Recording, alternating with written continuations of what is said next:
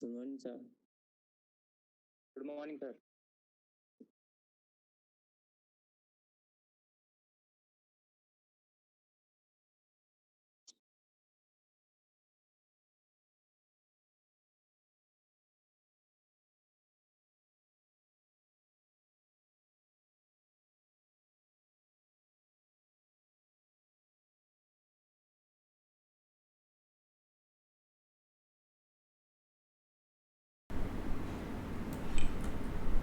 Okay. So screen is visible. Yes, sir. Good. Okay. I read out the statement. Now the first numerical is the steam enters into a turbine at the rate of 20 meter per second and enthalpy of 300 kilojoules per kg, and at the exit it is having a speed of 40 meter per second and enthalpy of 2500 kilojoules per kg. Now heat loss to the surroundings through the turbine casing is given at the rate of 25 kilojoules per kg. Steam flow rate is given, which is 360000 kg per hour, and we had to calculate the turbine output in megawatts. So इसमें जो question में हमें उसकी enthalpy दे रखी है और inlet और outlet speed दे रखी है स्टीम की, ठीक है। अब इसके अलावा we have also given the flow rate of the steam. Flow rate is given in terms of per hour. So let us first write down the given data. यहाँ से स्टार्ट करते हैं. क्या क्या दे रखे हैं हमें. Given data for a turbine.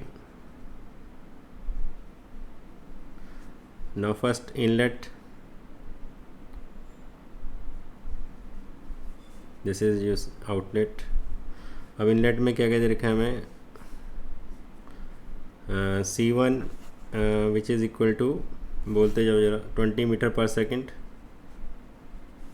C2 is 40 metre per second. enthalpy is given H1, it is 3000 kilojoules per kg. Enthalpy at the exit is given as 2500 kilojoules per kg. Now apart from this it is also given that the steam it is losing heat at the casing. So heat lost through turbine casing. Heat loss through turbine casing, it is given, it is at the rate of, कितना दे रखा है हमें, 25 kilojoules per kg. Now we have also given flow rate जो दे रखा है हमें, flow rate, and this is equal to mass flow rate इसको कहते हैं हम. This is equal to 360000 kg per hour. अब सबसे पहले तो हमें जो है इसको चेंज करना है, क्योंकि all the terms are in units में, सेकंड्स में है, पर सेकंड, बट ये जो टर्म है हमारे पास ये kg पर आवर में है. सो फर्स्ट हमें let us convert this into kg पर सेकंड. सो सिंपल है, कितना है, 3 6 1 2 3 4 4 0 divided by 60 minutes into 60 seconds, ठीक है. ये मिनट्स, ये सेकेंड्स, तो ये तुम्हारा हो जाएगा, becomes mass flow rate is 100 kg पर सेकेंड. अब यहाँ पे हमारे पास जो है मास फ्लो रेट कितना है, 100 kg पर सेकेंड. अब हमें दे रखा है इसने कि जो वहाँ से हीट लॉस हो रहा है थ्रू टर्बाइन केसिंग. अब टर्बाइन केसिंग मोस्टली इंसुलेटेड होती है, ठीक है, but we know that we don't have any perfect insulation in this world कि जो 100% हीट लॉस जो रोक सके. तो there is heat loss inevitable. तो थोड़ी बहुत ही जो हीट लॉस हो रही है उसके हिसाब से अगर हम निकाल लें, अगर 100 kg पर सेकंड के हिसाब से हम निकालते हैं, ठीक है, जो मास फ्लो रेट है इसके हिसाब से हम टोटल हीट लॉस निकालते हैं, कितना एक सेकंड में कितना हीट लॉस हुआ. सो this is, you can say, heat lost in 1 second. ये हम टाइम उस पर कोऑर्डिनेट्स पे हम इसको सॉल्व करेंगे, ठीक है. We will solve this problem on the basis of unit time energy equation.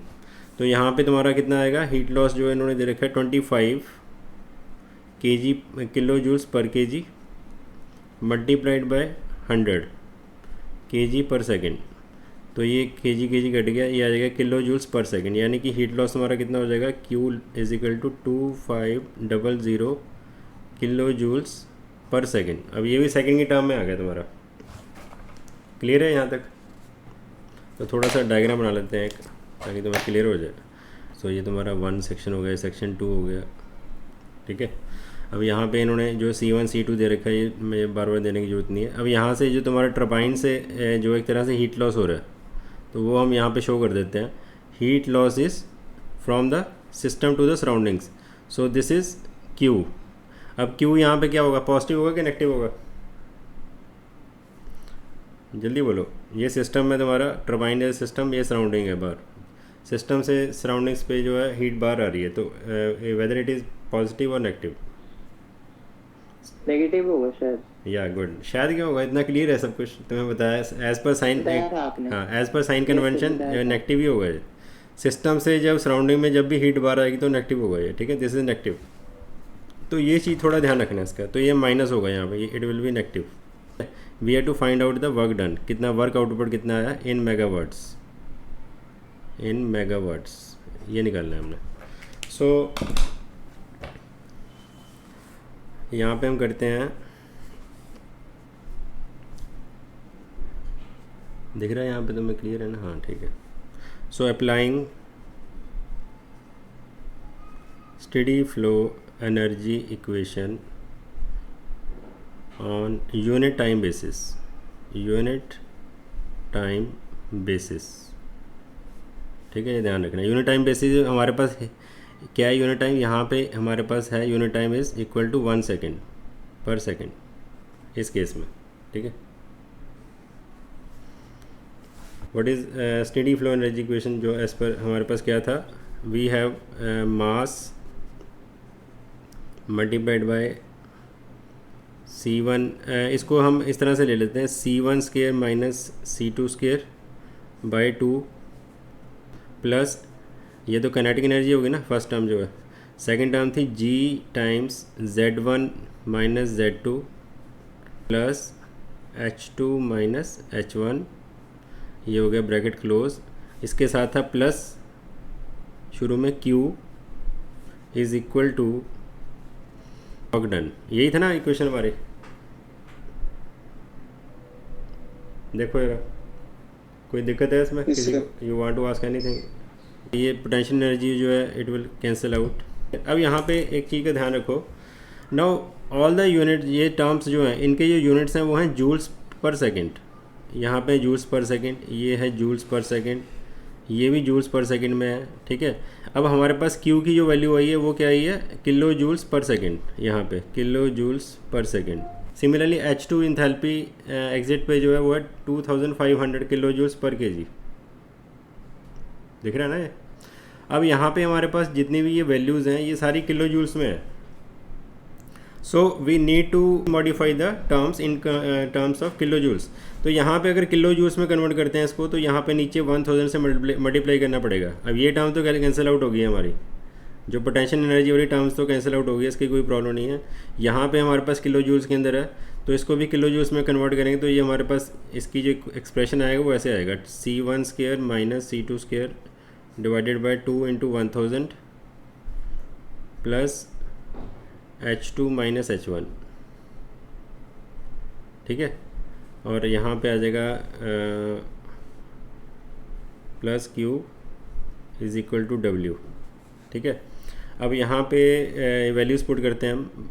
अब मास फ्लो रेट कितना है हमारा, 100 kg पर सेकेंड। सो मास इज़ 100, अब यूनिट साथ में लिखो इसके, kg पर second multiplied by C1 square कितना है, C1 इज़ 20, सो 20 स्केयर, हाँ, minus 40 square divided by 2000 plus H2 minus H1, H2 कितना है हमारे पास, सॉरी मैंने उल्टा रख दिया, यहाँ पे भी H1 H2 आएगा, H1 माइनस H2, थोड़ा मैंने टर्म्स हमने उसी तरह से रखनी है, कहीं गड़बड़ मत कर देना।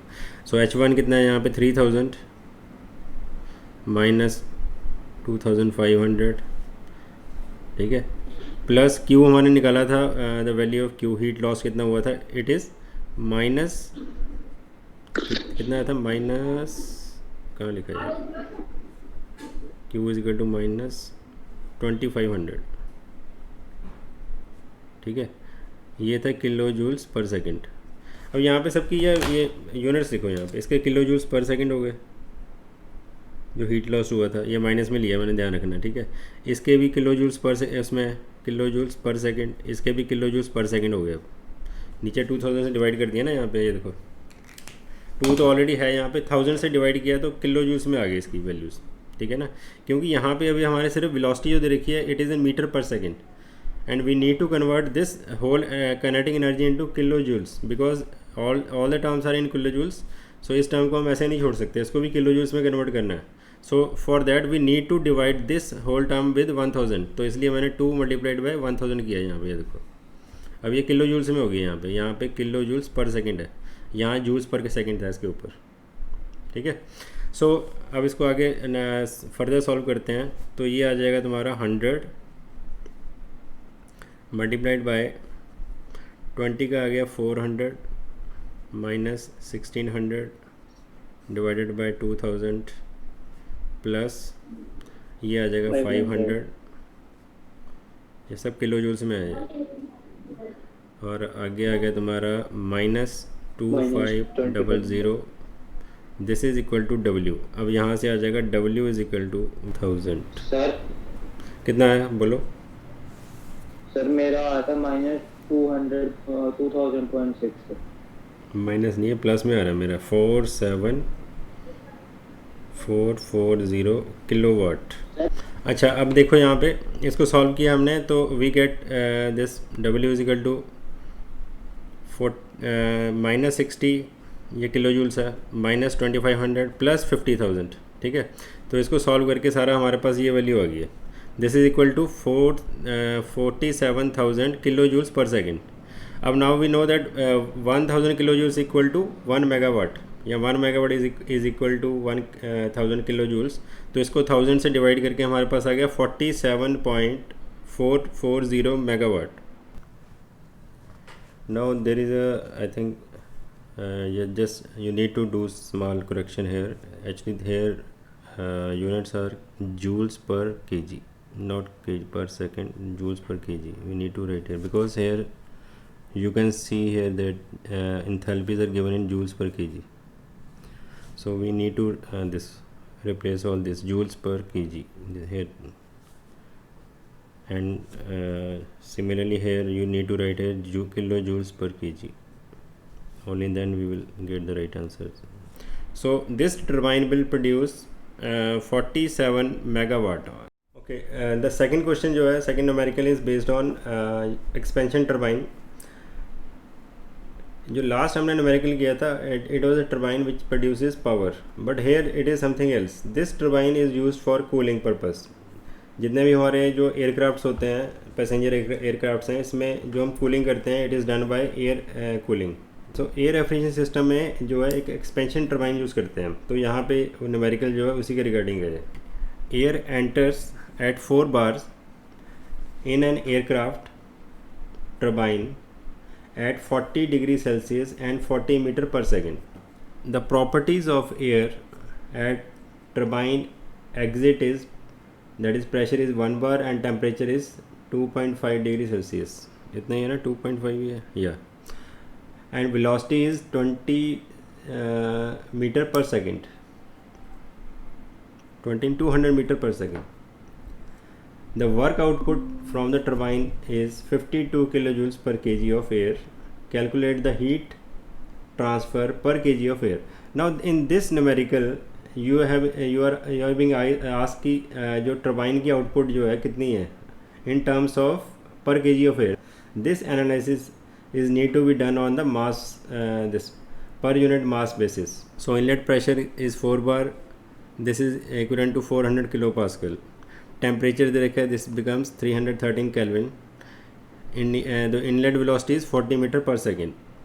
Similarly outlet conditions दो हैं वो दे रखी हैं हमें. So this in this question हमें क्या निकालना है, हीट ट्रांसफर रेट निकालना है, क्यू निकालना है, क्यू। समझ आ रहा है कि नहीं? So let us start with the steady flow energy equation. We have given all this terms. Now work is equal to, work दे रखा है हमें, work output is 52 kilo joules per KG. ठीक है, for 1 kg mass of air. So it means we need to do this analysis on mass flow basis. So doing analysis for steady flow energy equation for 1 kg mass of air. Left वाली term जो है work को हम left side पे ले आए और जो बाकी टर्म्स को राइट साइड पे ले गए. तो हमारे पास राइट साइड पे क्या आ गया, mass flow rate multiplied by square minus C1 square. उसी तरह से 2 multiplied by 1000. We converted this term kinetic energy into kilo joules plus G times Z2 minus Z1 plus enthalpy H2 minus H1. So this becomes your steady flow energy equation. You can easily ignore the potential energy term जो. ठीक है, तो again we remain with only these two terms, kinetic energy and enthalpy. अब यहाँ पे हमें जो है already work is given 52. So substitute the value Q minus 52 kilo joules per kg is equal to mass की वैल्यू कितना था, mass is 1 for 1 kg करना है हमने. तो 1 kg पर सेकेंड ये एनालिसिस कर रहे हैं, multiplied by C2 minus C1. C2 square कितना है, 200 into 200 minus 40 into 40 divided by 2000 plus 0 plus. अब H2 माइनस H1 जो है इंथैल्पी, इस केस में हमने कैसे लेनी है वो तुम्हें मैं बताता हूँ. मैं यहाँ पे हम लेंगे सिर्फ स्टेट अवे, जो इसको अगर हम उसी तरह से पहले जो हमने बताया था मैंने कि this is a enthalpy is nothing but it is a expression of internal energy. So the expression for internal energy is mass times specific heat at constant pressure multiplied by T2 minus T1. तो यहाँ पे आपने इसको use करना है state वे. मास already बाहर है इससे 1 kg. अब इसको सॉल्व करेंगे हम आगे. P माइनस C1 आ जाएगा तुम्हारा minus 37.70 kilo joules per KG. ठीक है, ये 52 ऑलरेडी आ ही गया यहाँ पे. अब इनको जो है हम अगर केजी पर सेकंड से मल्टीप्लाई करेंगे तो ये केजी कट जाएंगे हमारे. तो किलो जूल्स पर सेकंड के हिसाब से हमारा जो आंसर आ जाएगा हमारा. So this will become 52 minus ने plus 19.2 minus 37.70. So this will come around Q is equal to 33.50 kilo joules. ये तुम्हारी वैल्यू आएगी लास्ट में. So this much heat, so this much heat is removed by turbine per kg of air. Anything? Sir बोलो.